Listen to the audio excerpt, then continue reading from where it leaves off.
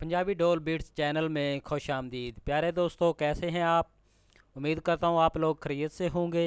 प्यारे दोस्तों, अगर आप हमारे चैनल पे नए हैं तो जल्दी जल्दी हमारे चैनल को सब्सक्राइब कर लें और साथ ही साथ इस बेल के आइकॉन पर क्लिक करके नोटिफिकेशन को ऑन कर लें ताकि हमारी नई आने वाली वीडियोस आपके पास जल्द अज जल्द पहुंच सके।